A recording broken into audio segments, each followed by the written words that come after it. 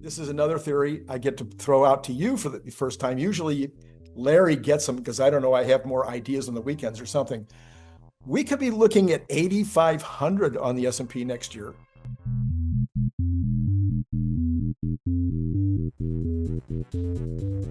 That could be the fourth year in a row for 20% plus earnings. I mean, 20% plus on the S&P. That never happens. And I don't know what's going to stop it because everything is just so go-go right now. Now, you can always have a black swan event or some weirdness that comes in. But as far as the earnings increasing, as far as, business doing well next year, I don't know what's going to slow it down. So if we get 4 years in a row of 20% more 20% or more per year, do you think that there ends up being some kind of a wealth effect for the population that's investing that would be in itself a little bit of an economic phenomena, a phenomena that we need to pay attention to? Well, you're looking at 100% increase. If you were just in the S&P, you doubled your money in 4 years. Yeah, but you know what the truth is, most people aren't. So the answer to your question is yes, but it's not anything different that we've seen before. Okay. Right. I'm actually in the middle of Andrew Ross Sorkin's book 1929. Okay.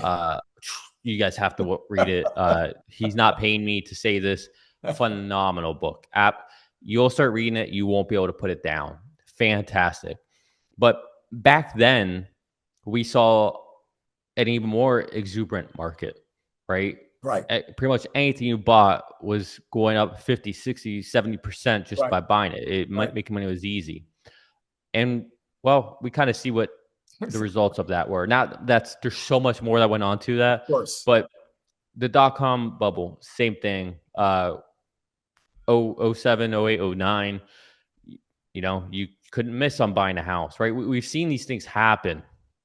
Now, I'm not necessarily trying to describe a crash per se, but what I'm saying is a lot of people got really wealthy, but there's a lot of people who weren't in the markets, who weren't invested. And so things do get lopsided.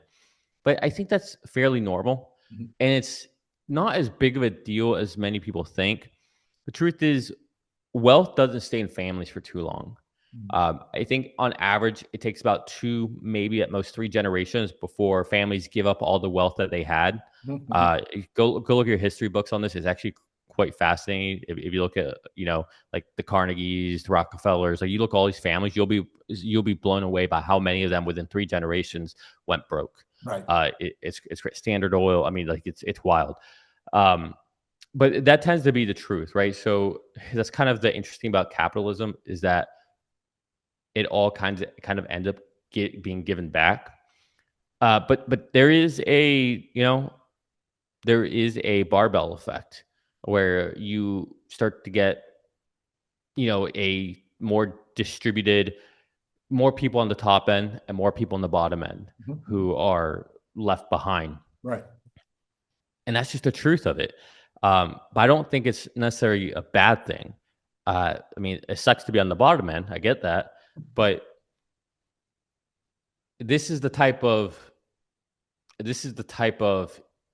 economic system that gives opportunity to everybody.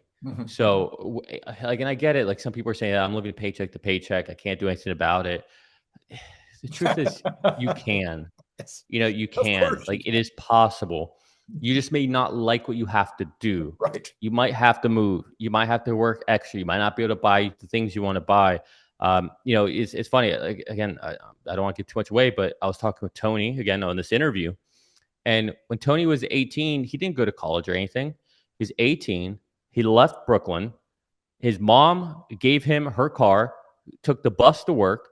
He moved to Chicago to go at 18, and you couldn't be a trader until you were 21 legally. He couldn't be a market maker until 21, and he had $5,000 to buy his seat, and all he could do is run tickets essentially. And so for 3 years, that's all he did. Saved money. His mom sacrificed, gave him the car. He talks about eating Spam out of a can. Just talks about all these things. Like, he had a rough 3 years, but he did what he had to do. He took big risks. Mm-hmm. And I was talking to him that it feels like people don't take risk anymore. People are too comfortable.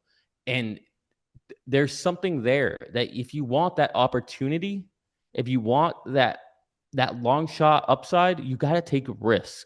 And the truth is, a lot of times that risk isn't really as risky as you think it is. It's just hard and uncomfortable. And I'm not saying take the stupid YOLO risk, go put everything on black at a casino. That's not what I'm talking about. I'm talking about getting out of your comfort zone. You know, that was out of his comfort zone. Literally, a guy who grew up in Brooklyn at 18 says goodbye to everything and leaves. His mom took a risk, giving her a car, deciding to take the bus every day to work. Like, that's wild. That is wild. You know, so I don't know, Tony. I don't know, Randy. I do think that there is going to be a wealth effect. There is going to be a haves and haves nots, but we've always kind of had that.